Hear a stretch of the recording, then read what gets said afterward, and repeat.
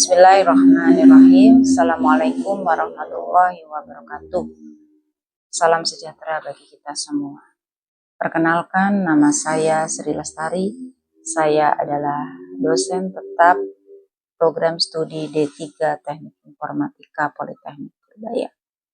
Dalam video kali ini yang saya buat adalah untuk memenuhi salah satu persyaratan sertifikasi dosen tahun 2026, yaitu pernyataan diri dosen dalam unjuk kerja Tridharma Perguruan Tinggi PDD UKT PT khususnya pada bidang pengajaran.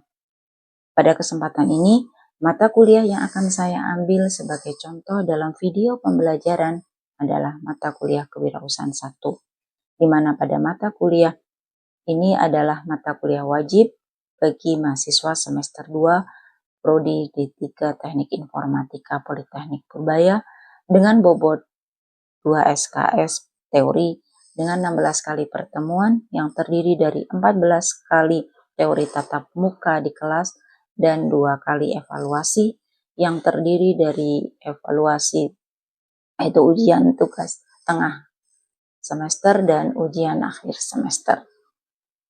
Mata kuliah ini disampaikan dengan metode DIA, yaitu Delivery, Interaction, and Assessment dalam proses pembelajaran yang ada di kelas. Adapun bahasa yang digunakan dalam pembelajaran yaitu menggunakan bahasa Indonesia. Sebelum saya menjelaskan lebih lanjut, saya akan menjelaskan deskripsi dari mata kuliah Kewirausahaan 1 ini, yaitu di mana mata kuliah ini adalah diajarkan untuk membekali mahasiswa dengan pola pikir kewirausahaan atau entrepreneurial mindset. Menurutnya yaitu kemampuan mengidentifikasi peluang bisnis, merancang model bisnis, serta memahami aspek legalitas dan etika bisnis yang diperlukan untuk merintis usaha di bidang teknologi informasi. Adapun CPL Prodi dari mata kuliah ini adalah yang pertama menunjukkan sikap bertanggung jawab, mandiri, dan berjiwa wirausaha. Yang kedua adalah menguasai konsep manajemen proyek dan kewirausahaan digital. Kemudian kemampuan umum yaitu mampu berkomunikasi dan mempresentasikan ide bisnis secara efektif. Kemudian keterampilan khusus yaitu mampu mengembangkan produk TI inovatif dan bernilai ekonomi. Adapun untuk capaian CPMK, mata kuliah ini memiliki target capaian yang terukur, yaitu dimulai dari fondasi mentalitas wirausaha pada awal semester. Mahasiswa akan berproses menuju kemampuan analisis peluang dan risiko bisnis. Puncaknya, mahasiswa diwajibkan mengintegrasikan seluruh pemahaman tersebut untuk menyusun sebuah model bisnis yang valid, yaitu melalui bisnis model Canvas. Sekaligus menunjukkan kemampuan komunikasi dan etika profesi yang matang sebagai bekal mereka lulus dari kampus kita yang berkomitmen siap kerja, siap wirausaha. Dalam mata kuliah ini, kami memiliki pokok pembahasan sebagai berikut, yaitu ada 10 pokok bahasan. Yang pertama adalah wirausaha dan impian, dilanjutkan dengan karakter wirausaha, kemudian teamwork, kemudian gagasan usaha, lalu resiko usaha, selanjutnya kreativitas dan inovasi, kemudian komunikasi, interpersonal skill dan etika bisnis, selanjutnya legalitas usaha, kemudian model bisnis Canvas, dan yang terakhir adalah presentasi model bisnis Canvas. Untuk metode pembelajaran, saya menerapkan pendekatan student center learning, di mana di samping itu saya juga mengkombinasikan small group discussion and discovery learning untuk membedah visi bisnis. Sebagai inti pembelajaran, saya menerapkan project-based learning dan collaborative learning, di mana mahasiswa langsung mempraktekkan perancangan bisnis model Canvas dari mulai riset pasar hingga validasi ide startup mereka. Selain itu, role play dan simulation juga digunakan untuk mengasah komunikasi profesional, sehingga lulusan kami benar-benar menjadi individu yang siap kerja, siap wirausaha sebagai tagline dari kampus kami. Dalam penilaian dilakukan secara objektif, yaitu berdasarkan aspek kehadiran 10%, kemudian tugas 20%, di mana Tugas itu adalah terdiri dari tugas individu dan tugas kelompok. Kemudian UTS yaitu yang memiliki bobot 30% dan yang terakhir yang mempunyai bobot yang paling tinggi adalah UAS yaitu sebanyak 40% sebagai proyek final. Aspek penilaian ini biasanya saya sampaikan di awal perkuliahan saat penyampaian kontrak perkuliahan. Untuk mendukung kedalaman materi, saya mengintegrasikan referensi nasional dari Ditjen Dikti, kemudian panduan praktis BMC dari Andi NB, serta buku pengantar bisnis yang saya susun bersama dengan tim, yaitu untuk memberikan acuan operasional yang relevan bagi mahasiswa. Dan ini adalah buku yang sudah kami susun. Demikian pemaparan singkat RPS saya. Mari kita saksikan proses pembelajaran di kelas di mana mahasiswa akan melakukan praktek penyusunan bisnis model kanvas untuk startup mereka. Selamat menyaksikan. Terima kasih. Assalamualaikum warahmatullahi wabarakatuh. Waalaikumsalam warahmatullahi wabarakatuh. Apa kabarnya teman-teman semua? Alhamdulillah baik. Alhamdulillah ya teman-teman, semuanya sehat ya.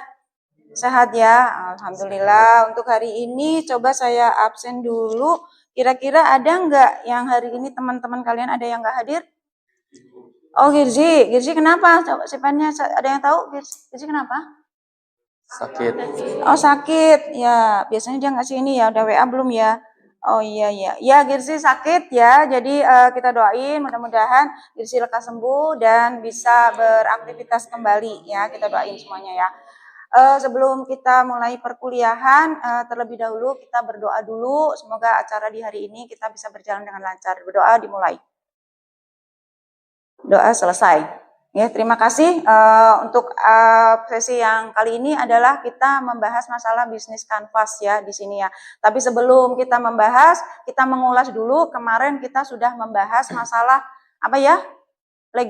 Legalitas ya, legalitas usaha. Dalam bisnis itu kita membutuhkan adanya legalitas usaha. Dalam artian digunakan untuk apa? Dia adalah sebagai surat ya, surat yang diberikan oleh pemerintah yang manakala dia dibutuhkan oleh sebagai pelaku usaha untuk menjalankan usahanya. Ya, kira-kira usahanya legalitas usaha kira-kira jenisnya apa saja ya kalau kita misalnya mau membuka usaha misalnya makanan. Kira-kira butuh apa nih legalitasnya? Sertifikat halal, ya betul. Kira-kira apa lagi nih? Harus ada apa? Sertifikat halal kan? Oh apa? Oh NIB, berarti apa? Nomor induk berusaha, ya. Kemudian apa lagi kira-kira? BPOM, ya Mas Mas Akir ya, betul ya BPOM ya. Karena apa? Itu untuk menunjukkan bahwa makanan itu adalah layak ya untuk dimakan dan sehat ya, sehingga konsumen tidak merasakan keraguan atau was-was ya. Tadi halal juga sama, berarti adalah makanan itu halal untuk kita makan ya, apalagi kita sebagai umat Islam. Kira-kira itu ya, bisa ya diterima ya Mas Tarik kemarin? Masih ingat semua ya? Udah. Berarti lanjut kita ke materi berikutnya, yaitu materi bisnis model kanvas. Ada yang tahu apa sih maksudnya dari bisnis model kanvas?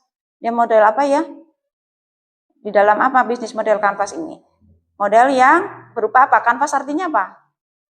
Peta atau gambar ya. Nah, di sini artinya bahwa seorang pebisnis atau pelaku usaha harapannya adalah dia memetakan apa saja sih kegiatan atau apa saja yang dibutuhkan dalam menjalankan suatu usaha supaya apa nantinya adalah bisa berjalan dengan lancar ya. Ini ya saya jelaskan sedikit-sedikit terkait dengan teori kaitannya dengan pemanfaatan ataupun tujuan daripada pembelajaran materi kita hari ini. Yang pertama adalah memahami konsep ya di sini. Ya, kita akan memahami konsepnya, bagaimana sih konsep dari bisnis model kanvas ini. Kemudian yang kedua adalah mengidentifikasi dari 9 blok. Ya, 9 bloknya itu nanti kita pelajari satu persatu apa saja. Kemudian menganalisis dari keterkaitan antar blok 1 sampai ke 9, dan kemudian yang terakhir adalah menerapkan BMC di dalam kegiatan kita. Nanti akan kita praktekkan terhadap teman-teman ya nanti untuk mempraktekkan jenis usahanya. Nah, ini tadi pengertiannya adalah apa? Alat manajemen strategis yang manakala ini adalah memungkinkan kita untuk mendeskripsikan memvisualisasikan dan mengubah model bisnis dalam suatu halaman. Ya, nanti adalah satu halaman, kalian adalah petakan dari ada 9 komponen atau elemen. Ya, nanti akan kita pelajari satu persatu di sini. Ya, jadi kita dulu udah membuat menggunakan apa? Ada studi kelayakan sampai berlembar-lembar, ya kan, bikin proposal. Kemudian kita sudah juga digabungkan dengan menggunakan analisis SWOT. Nah, yang ini adalah menggunakan business canvas. Seperti apa sih bisnis canvas? Ya, ini tadi ada bagian-bagiannya siapa saja yang dilayani. Nah, ini adalah kita lihat kenapa kita memerlukan adanya bisnis canvas. Nih kita lihat nih ada usaha tapi mereka biasanya terhambat di dalam memasarkan produknya. Usahanya bagus, contohnya konveksi ini misalnya ada batik ya. Tapi kendalanya apa di sini? Mereka biasanya hanya asal memasarkan sehingga apa? Hasilnya tidak maksimal, penghasilannya pun juga sedikit, omsetnya sedikit, penjualannya sedikit. Karena apa? Mereka tidak merencanakannya dengan baik. Ya, ini ya. Jadi kenapa kita membutuhkan adanya BMC di sini adalah untuk mengetahui dari langkah-langkah apa saja yang diperlukan. Nah, ini ya. Jadi ini kita butuh. Ya. Nah, ini tadi, ya apa itu BNC tadi udah kita bahas. Nah, ini adalah 9 elemennya. Ya, jadi banyak sekali elemen-elemennya di sini yang nanti kita tuangkan di dalam satu lembar, satu halaman. Ini bagiannya adalah ada customer segment, ya di sini adalah segmen targetnya siapa. Kemudian value proposition adalah keunggulan, channel, customer relationship adalah bagaimana kita berkomunikasi atau menghubungkan dengan pelanggan. Revenue stream, kemudian key resource, key activity, key partnership, dan cost structure, artinya pembiayaan. Di sini akan kita bahas satu persatu. Ini template-nya yang ada, ya. Jadi ini lembarannya yang nanti satu halaman. Nanti kita bisa isi dari masing-masing dari template ini, ya, dari peta. Nah, ini penjelasannya yang pertama, yaitu dari segmen. Apa sih targetnya siapa? Ya, targetnya siapa ini? Ya, siapa yang menggunakan produk kita? Contoh, misalnya kita mau menggunakan, misalnya kita usahanya yang sekarang lagi rame, laundry ya. Nah, siapa targetnya kira-kira? Mahasiswa ya, karena dia mungkin ada di lingkungan kampus, sehingga otomatis mahasiswanya banyak, berarti mereka pasti butuh laundry ya. Kemudian siapa lagi kira-kira? Pegawai kantoran. Karyawan ya, karyawan yang mungkin mereka sibuk, waktunya nggak ini ya, sehingga apa? Dia bisa menggunakan jasa laundry ya karena waktunya yang nggak ada, ya nggak. Nah, kemudian siapa lagi kira-kira? Masyarakat umum juga bisa ya. Nah, itu yang kita butuhkan di sini. Nah, ini dia bisa wanita, bisa juga laki-laki. Umurnya pun juga kita bisa bervariasi ya, dalam arti siapa yang menggunakan laundry, tadi ada mahasiswa, berarti kan umurnya adalah umur yang mungkin dewasa sampai mungkin orang tua juga bisa ya. Ini ya. Kemudian yang kedua adalah keunggulan. Apa yang kita miliki dalam kita menjalankan usaha? Keunggulan apa sih yang bisa kita tonjolkan supaya kita bisa bersaing dengan kompetitor kita? Kalau kira-kira tadi laundry, kira-kira apa nih keunggulan yang bisa diberikan? Apa coba kira-kira? Praktis, cepat, ya. Kemudian apa, cepat kering ya? Berarti kan itu yang dibutuhkan. Oh, kita menjamin bahwa cucian kita itu akan bisa dalam arti berapa jam aja sudah bisa kering. Kemudian kira-kira apa lagi? Oh, wangi, apa? Tidak mencemarkan lingkungan, berarti deterjen yang digunakan ya kan tidak mencemarkan lingkungan, jadi aman ya. Jadi pakaian kita nanti nggak rusak di situ. Nah, itu juga merupakan jaminan. Kemudian apa lagi? Mungkin apa ya, metode pembayaran ya kan sekarang menggunakan apa? Kris, ya enggak? Nah, itu juga bisa menjadikan kelebihan kita. Kita ada QR-nya ya, sehingga harapannya siapapun yang nanti dia bisa membayar, dia tidak harus bawa duit cash. Ya, itu adalah suatu kelebihan. Bisa diterima ya penjelasan Ibu ya? Oke, itu kita kasih contoh tadi satu. Kemudian channel. Nah, berarti apa nih? Caranya bagaimana supaya produk kita itu sampai ke pelanggan? Supaya yang tadinya nggak tahu tuh, supaya dia ngerti bahwa kita tuh buka usaha laundry. Kira-kira apa? Promosi. Promosinya biasanya menggunakan apa yang banyak digunakan? Instagram, media sosialnya apa? TikTok. Ya, ini bisa ya, ada TikTok, ada apa? Terus kira-kira apa lagi? Instagram ya, kemudian ada WA juga ya, status ya, kita sering ke situ status sehingga harapannya masyarakat luas mengetahui keberadaan kita. Ya, intinya seperti itu ya. Nah, kemudian apa? Hubungan, customer relationship. Bagaimana caranya supaya konsumen yang tadi sudah menjadi pelanggan kita itu dia tetap konsisten? Kira-kira apa? Biasanya diberikan apa nih kalau misalnya tadi kita usahanya laundry? Ada diskon, ya. Diskonnya apa biasanya? Kalau dia sudah menggunakan biasanya mungkin 5 kali mencuci, ya mungkin bisa saja ditambah dapat gratis satu. Iya enggak? Cuci. Nah, apalagi kira-kira? Voucher, ya tadi boleh. Apalagi Mas Akir? Apa ayo kira-kira Mas Akir? Kira-kira?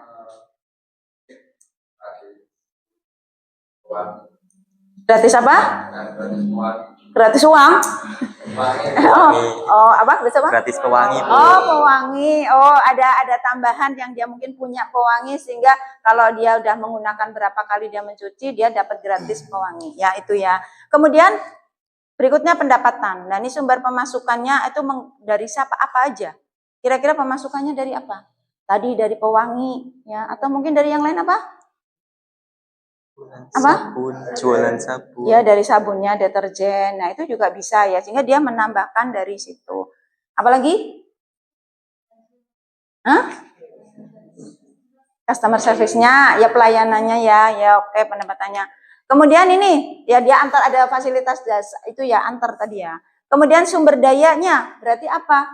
Manusianya, ya berarti dia juga harus dilatih ya, karena nggak mungkin nanti kalau yang nggak pinter nyetrikannya nggak benar, nggak rapi, ya kan? Nah, sehingga itu juga perlu. Kemudian apa lagi? Mesin cucinya, ya enggak? Nah, itu juga ia harus diperhatikan juga ya. Kemudian dari aktivitinya berarti kegiatannya apa? Kegiatannya berarti dari misalnya laundry berarti mencuci, ya, kemudian dikeringkan, kemudian disetrika, ya kan dijemur tadi ya, disetrika, kemudian packing ya kemasannya ya itu ya, supaya apa? Rapi. Kemudian baru disiapkan, ditaruh di lokernya itu ya, kemudian disiapkan untuk diserahkan kepada pelanggannya. Ya, ini ya. Kemudian mitra, kira-kira apa? Berarti apa? Supplier ya. Supplier apa? Tadi ada sabun, ya, kemudian ada pewangi, ya enggak? Nah, mesin cuci, ya enggak? Nah, kira-kira apa lagi? Apa? Setrika ya, betul, setrikanya uap beda. Nah, ini kurang lebih adalah ini ya. Kemudian pengeluaran. Nah, ini ada biaya-biaya ya, ada karyawan, biaya karyawan. Ini yang kita gunakan. Kita nyewa enggak nih? Kalau enggak berarti itu juga merupakan kelebihan dari yang kita jalankan. Nah, itu ya beberapa elemen ya. Jadi harapannya adalah silakan kalian didiskusikan. Ini ada template-nya ya tadi ya. Jadi silakan nanti kalian ini ya, Mbak, tolong dibagi ke kelompok. Kita membagi kelompok menjadi 3 sampai 4. Silakan Mas dibantu untuk dibagikan, Mas. Tolong dibagikan ke belakang dan silakan mengelompok karena ini jadi silakan dikelompokkan. Monggo dibicarakan dengan masing-masing kelompok. Baju udah dapat? Belum? Ini depan belum? Oh, ini belum dapat? Oke, ya, bagian depan belum dapat. Nah, silakan didiskusikan dengan kelompoknya. Silakan pegang. Udah? Udah ada semua? Oke. Udah ya. Jadi ini adalah template-nya, ya.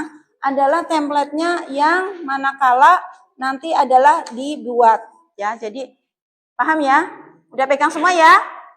Udah, silakan didiskusikan kelompok. Silakan didiskusikan, monggo. Masing-masing diskusikan sesuai dengan jenis usaha yang akan dijalankan. Silakan Mbak dibahas sama teman. Ini kelompok ini rencana mau bikin apa? Mau bikin apa? Yang ini bikin apa, Mas? Konveksi, Bu. Oh, konveksi. Yang belakang ini Masnya bikin apa, Mas? Oh, AI ya. Ini yang ini mau bikin apa?